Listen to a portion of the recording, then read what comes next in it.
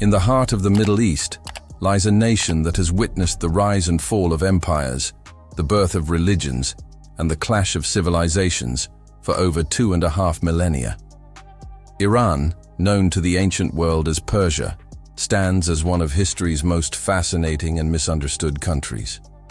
From the mighty Persian Empire that once stretched from India to Greece, to the Islamic Republic that dominates headlines today, Iran's story is one of incredible transformation, cultural richness, and profound upheaval.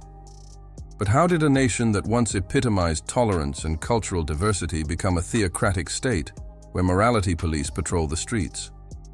How did the land of Cyrus the Great, who authored the world's first Charter of Human Rights, evolve into a society where religious law governs every aspect of daily life? The answer lies in a complex tapestry of conquest, faith, foreign interference, and revolution that spans centuries.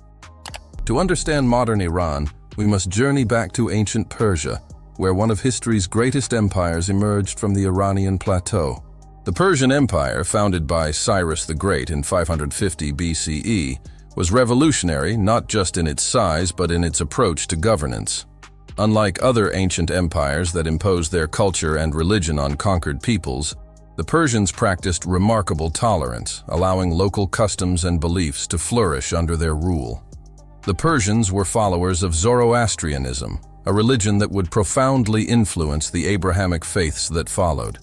Zoroaster, the prophet who founded this faith, introduced revolutionary concepts that seem remarkably modern today. The struggle between good and evil, free will, divine judgment, heaven and hell, and the worship of a single creator God.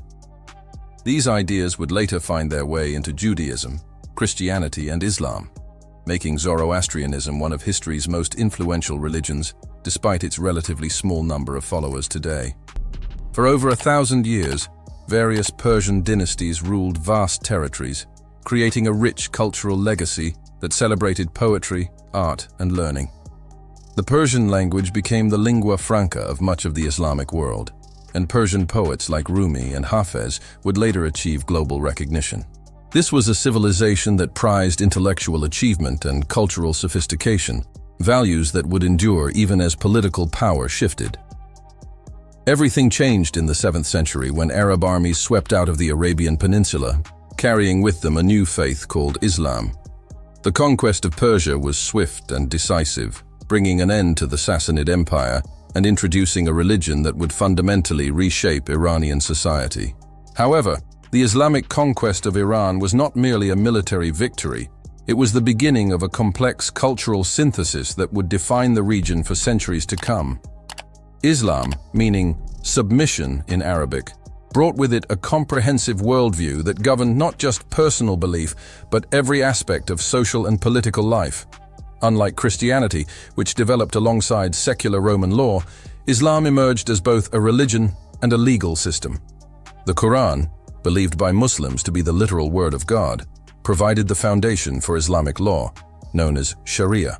This legal framework covered everything from worship and personal conduct to commerce and criminal justice. The Islamic concept of commanding right and forbidding wrong became central to Muslim society. This principle, drawn directly from the Quran, obligated believers to ensure moral behavior within their communities.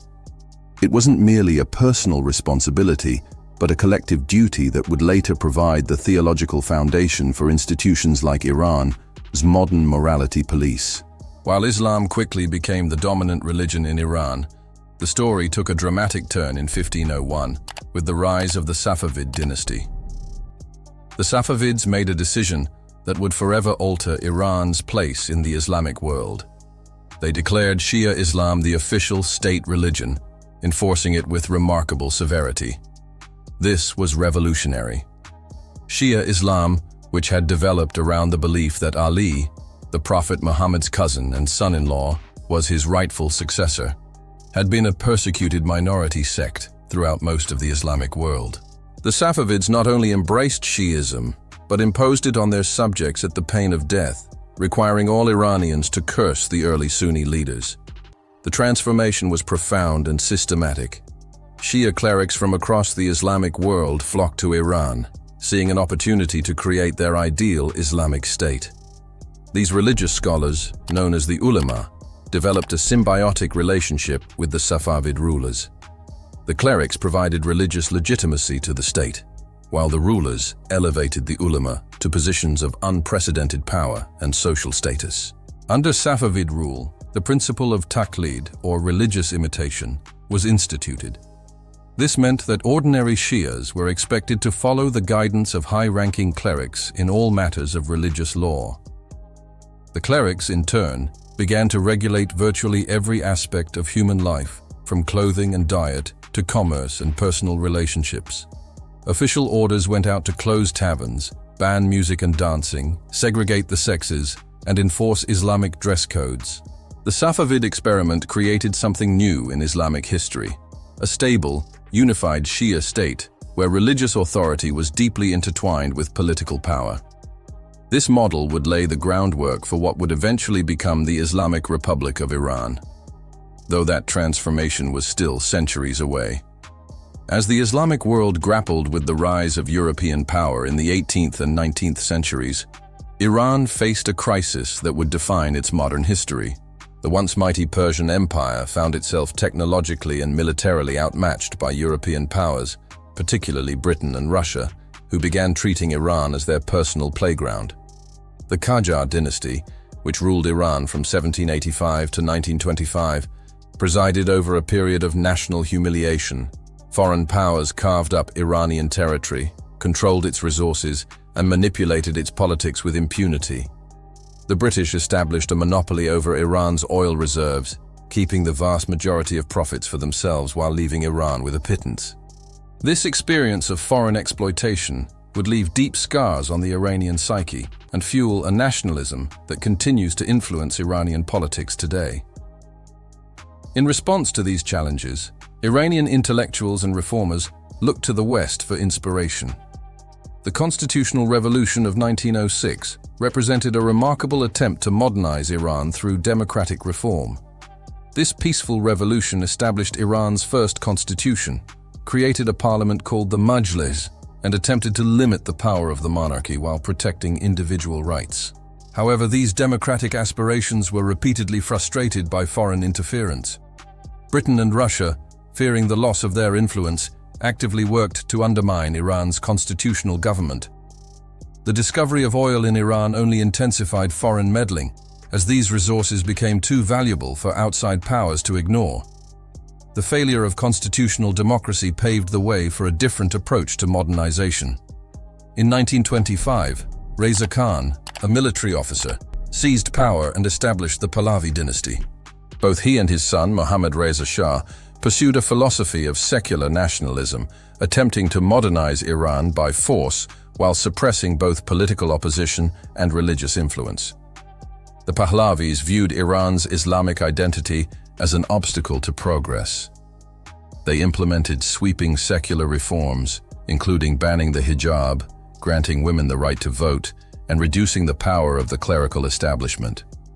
These policies created a modernized Iranian society that many in the West would recognize, with universities, a thriving film industry, contemporary music, and Western-style dress, particularly in urban areas. However, this modernization came at a tremendous cost. Both Pahlavi rulers governed as autocrats, using secret police to terrorize political opponents and suppress dissent. The benefits of Iran's oil wealth were concentrated among the elite, while ordinary Iranians, particularly the urban poor and rural populations, saw little improvement in their lives. The situation was further complicated by Iran's relationship with the United States. Initially, many Iranians viewed America as a potential ally that might help them escape British and Russian domination. However, this hope was shattered in 1953, when the CIA, working with British intelligence, orchestrated a coup that overthrew Iran's democratically elected Prime Minister Mohammad Mossadegh and installed the Shah as an absolute monarch. This coup, known as Operation Ajax, was motivated by Mossadegh's decision to nationalize Iran's oil industry, threatening Western economic interests. The success of the coup established the United States as the dominant foreign power in Iran, and the primary target of Iranian anti-imperialist sentiment. The memory of this intervention would haunt US-Iran relations for decades to come. By the 1970s, growing opposition to the Shah's authoritarian rule created a revolutionary situation. Critics accused the regime of being a puppet of Western powers and of abandoning Iran's Islamic identity in favor of foreign values. A term emerged to describe this perceived contamination: Westoxication, the idea that Iran had been poisoned by Western influence. At the forefront of this opposition stood Ayatollah Ruhollah Khomeini, a charismatic cleric who had been exiled by the Shah for his opposition to pro-American policies. From his exile in France, Khomeini developed a revolutionary ideology that would transform both Iran and Shia Islam. In his influential work, Islamic Government, Khomeini argued that Islamic societies must be governed by Islamic law and that this law should be interpreted and enforced by qualified religious scholars. This was a radical departure from traditional Shia theology, which held that legitimate Islamic government could only be established by the hidden imam, a messianic figure who would return at the end of times. Khomeini argued that in the absence of the imam, the religious scholars, particularly the most learned among them, had both the right and the duty to govern Islamic societies. Khomeini's message resonated with diverse groups of Iranians who shared little beyond their opposition to the Shah. Leftist students attracted by his anti-imperialist rhetoric, traditional bazaar merchants concerned about foreign economic penetration, and ordinary Iranians frustrated by corruption and repression all found something appealing in Khomeini's call for revolution. When the Shah fled Iran in January 1979, millions of Iranians poured into the streets to welcome Khomeini's return. However, the revolution's ultimate direction remained unclear.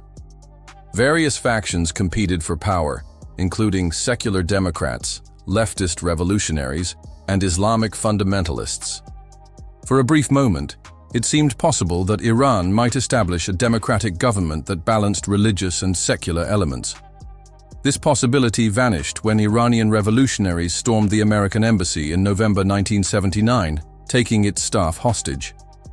Khomeini's decision to support this action, while popular with his revolutionary base, isolated Iran internationally and allowed him to consolidate power by eliminating more moderate voices within the revolutionary coalition. The Constitution of the Islamic Republic, ratified in 1979, created a unique system of government that combined democratic and theocratic elements.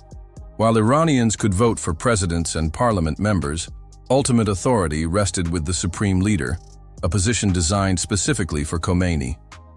The supreme leader controls the military, intelligence services, and judiciary, while a body called the Guardian Council screens candidates for elected office and can veto legislation deemed incompatible with Islamic law. This system institutionalized the enforcement of Islamic morality on a scale unprecedented in Iranian history. The constitution explicitly mandates that the government promote virtue and prohibit vice, using the same Quranic language that had justified moral regulation under the Safavids centuries earlier. However, the modern Iranian state possessed surveillance and enforcement capabilities that earlier dynasties could never have imagined. The establishment of the Islamic Republic brought dramatic changes to Iranian society. Political executions skyrocketed as the new regime eliminated those it deemed counter-revolutionary. Independent newspapers were closed, the education system was Islamicized, and militia groups enforced religious law in the streets. Women, who had gained significant rights under the Pahlavis, found themselves subject to new restrictions, including mandatory hijab wearing and limitations on their ability to work, travel, and participate in public life.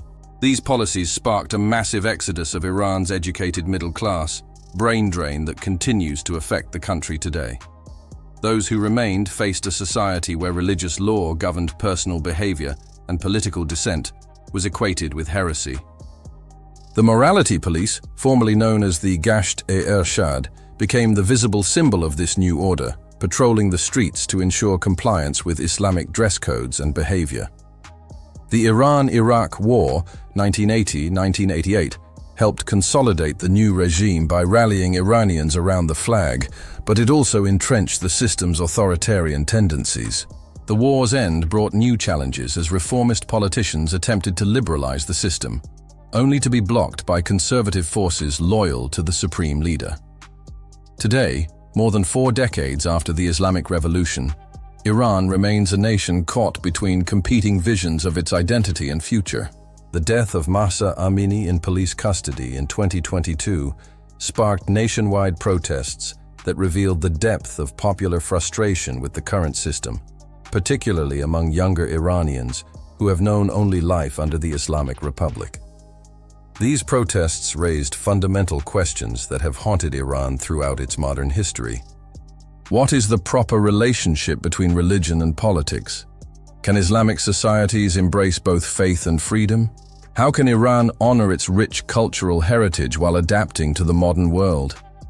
Is peaceful reform possible, or will change only come through another revolution? The story of how Iran became a theocracy is ultimately a story about the complex relationship between power, faith, and identity in the modern world. It demonstrates how historical grievances, foreign interference, and religious ideology can combine to create political systems that their own citizens may eventually reject. As Iran continues to grapple with these fundamental questions, its future remains as uncertain and fascinating as its remarkable past. From the tolerant empire of Cyrus the Great to the morality police of today, Iran's journey illustrates both the potential and the perils of attempting to create a perfect society based on religious principles. Whether Iran can find a path forward that honors both its Islamic faith and its people, its desire for freedom remains one of the most compelling questions of our time. Thanks for watching. Like, share, and subscribe for more fascinating history videos. Visit the channel for more.